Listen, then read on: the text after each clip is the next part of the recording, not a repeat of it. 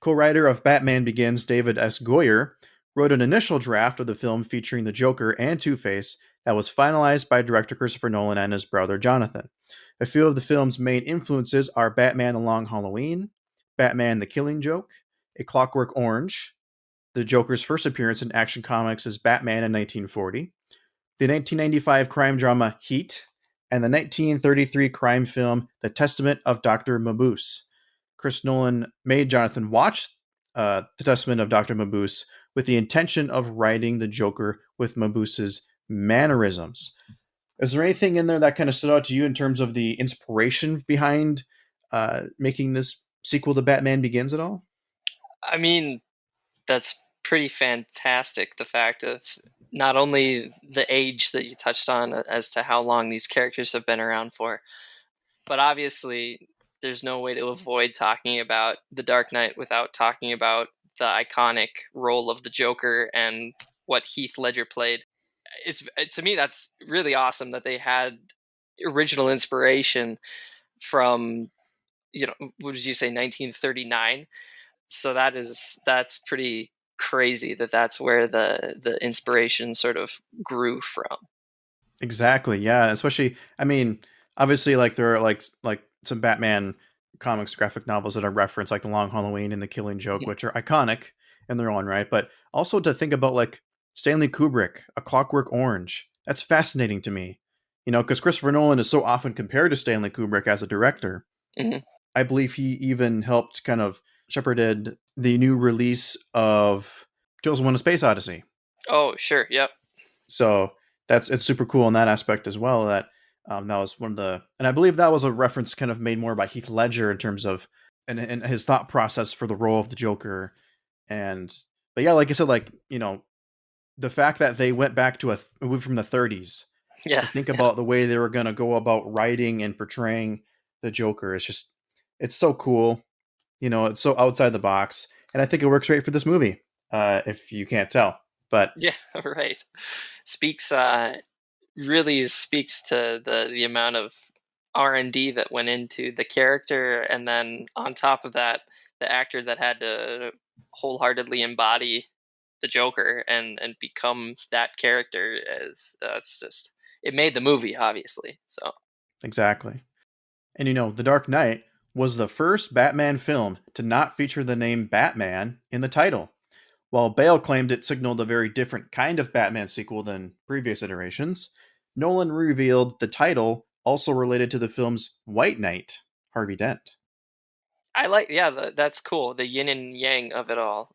So much to unpack. Just the amount that they can pack into. Whereas some people would just, oh, it's just a superhero movie.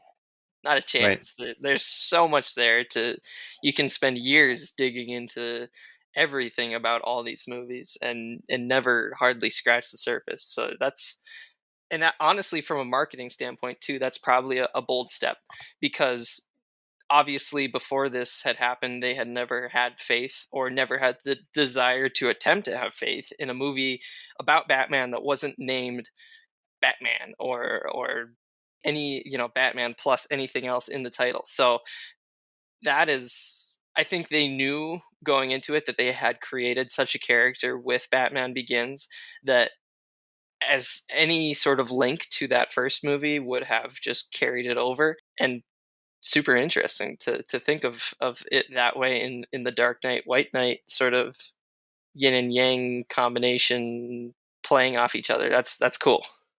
Yeah, and I think it's so awesome that they kind of touch on that the complex nature of how Christopher Nolan makes his movies, and like you said, the way that you could unpack stuff and learn something new every time you watch it for years, I think is just it's so awesome that filmmakers are embodying that kind of style, and that it just kind of shows a level of thought put into the movie itself, that it's like a gift that keeps giving, right? Mm-hmm.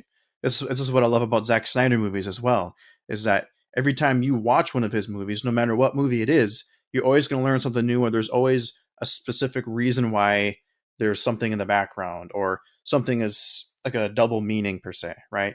And this is one of those situations where Christopher Nolan, working with David S. Goyer and his brother Jonathan Nolan, really kind of brought that to the forefront and really embraced it as a whole that, like you said, like superhero movies hadn't really done before.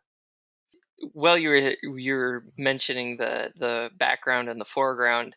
Popped into my head came Hitchcock. You know, the fact that Oh, he was in every single one of his movies except for one of them, maybe. But he was on set during at least one of his movies. And besides the fact that Hitchcock was an awesome director, writer, he iconic for so many of his movies. But you wonder if they drew inspiration from directors of that time period, or different directors or whatnot, because this is, to me, thinking about it, at least, so I'll say this, it's probably the first superhero movie that has so much of a deeper meaning to it, at least to me. I don't want to make anybody upset or anything, but they calculated every single aspect. They had so much going on in the foreground, so much going on in the background, so many double meanings that you can dig into.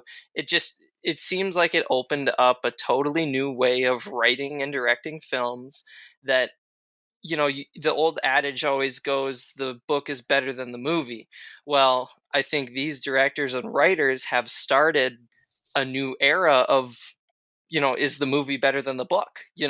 Not that there was a book specifically about this trilogy, but it's almost like watching a book. I know you are somebody who wholeheartedly appreciates written literature. When I have free time enough to get down and sit and read a book, you disappear into it. And I feel you can do the exact same thing in this movie, in this trilogy, but specifically, to me, the Dark Knight. You can go underwater with this movie for as long as you want to, and you don't have to resurface for air forever if you don't want to. yeah, this movie does something that's so rare in the fact that it kind of touches on, it's a more realistic take on Batman, right? That is a little bit more realistic and relatable for the general audience and not so much a superhero fan audience, right? But this movie is so distinct in that, yes, and it's realistic and relatable and reflects the world that we live in, right? But at the same time, it is escapism. You can escape into that world and you want to just live in that world with these characters, right? And it does both so well. It's unbelievable. Like, how many movies can you say that about, right? Like, that's just incredible.